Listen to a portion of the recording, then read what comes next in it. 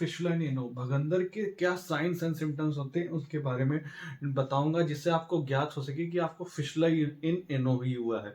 अगर इन लक्षण के आपको मिलते हैं तो मान लीजिए आपको फिशुला इन एनो है।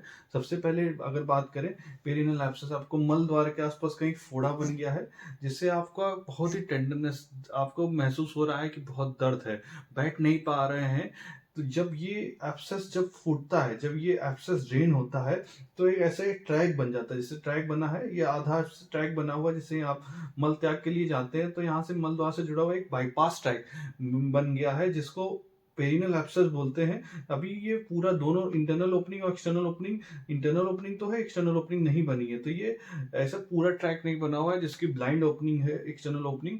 जब ये फूट जाता है, ट्रैक ड्रेन हो जाता है, तो ऐसे एक्सटर्नल ओपनिंग बन जाती है। तो अगर आपको जैसे फोड़ा बन गया मलद्वार में, जैसे फूटता है तो आपको पस जैसा डिस्चार्ज होता है, ऐसे मवाद जैसा डिस्चार्ज होता है, जिससे बदबू जैसा आता है, और आपको जैसे डिस्चार्ज होता है वैसे आपको दर्द में आराम हो जाता है। तो दोस्तों मान लीजिए आपको भगंदर ही हुआ है, कंफर्म डायग्नोसिस के लिए एमआरआई कराना जरूरी है।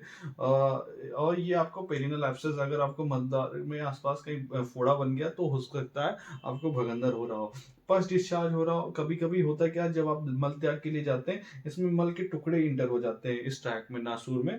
तो जैसे इंटर हो जाएंगे तो क्या होगा, इन्फेक्शन क्रिएट करेगा, इन्फेक्शन क्रिएट करेगा तो क्या होगा, वहां पे पस जैसा फॉर्म होगा, तो वहां से चिपचिपा जैसा पदार्थ निकलेगा, तो ऐसे पस जैसा फॉर्म होगा। तो इसीलिए यहाँ पे पस डिस्चार्ज अक्सर होता रहता है। और साथ में पेन इन एनल एरिया, जब आपको ये फोड़ा फूटेगा नहीं तो आपको एनल एरिया के आसपास दर्द जैसा महसूस होगा, बैठने में बहुत दर्द होगा, तो ये समस्या रहेगी। और इचिंग जैसा रहेगा, खुजली जैसा महसूस होगा। खुजली क्यों होगा, क्योंकि पस डिस्चार्ज हो रहा, वहां पे नमी के कारण वहां पे मॉइस्चर इकट्ठा होगा, मॉइस्चर होगा तो फंगस इन्फेक्शन के कारण आपको वहां पे इचिंग होना स्टार्ट होगा।